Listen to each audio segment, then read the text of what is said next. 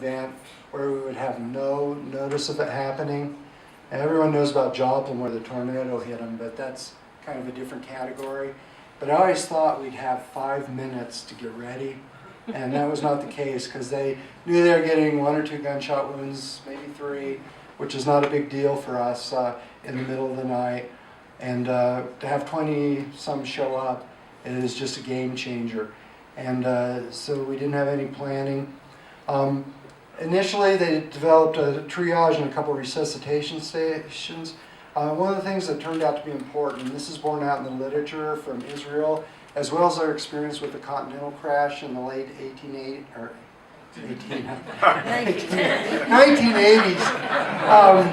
where it was advantageous to form teams. In this case, the teams didn't necessarily stay together with the patient, but one person was assigned to each patient because no one can keep track of 22 patients, what they've had, what they need, they've gotten blood, what drugs they've gotten, do they need a CAT scan, if they had a CAT scan. No one can track all that. So a single person was assigned to each person. So every morning, we have to meet in the command center at 8 o'clock in the morning, and we all have to bring down our numbers and what our discharges are and what's the plan for the day and who's the hot spot. And so because we've become such a high-functioning team now as a result of this, because we had to face each other.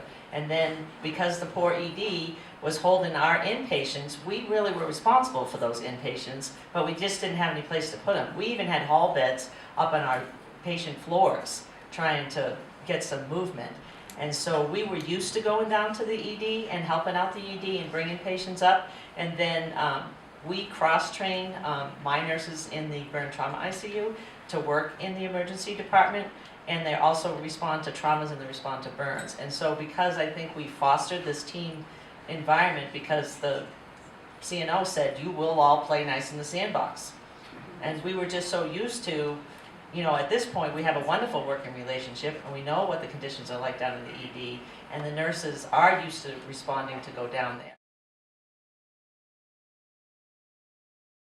In our disaster setup, we have a number of vests, and each vest has a 3x5 card tucked behind the title of the vest that has like the 10 things you need to do right now. They never had time to get any of that out. So this was all just instinctual, on the fly. The EMR issues I thought were going to be a problem, but didn't think they'd be as big a problem. And so I'm working on fixing those, as well as developing a method to get paper on clipboards on the beds of people, just to kind of track stuff better. But this essentially was just,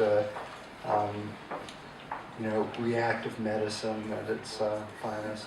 And one of the things that speaks best is the surgeons were like coming in expecting to have to sort everything out. And it wasn't that way. It was just like, okay, 1, 2, 3, 4, up they go. And but there was no time for any of that. But again, because he makes us practice in the tabletops, we knew what was on the checklist, so we really didn't have to. And because we've had to rotate the roles, like once we could take a little, debrief and say, okay, do we think we've covered everything? Then we all,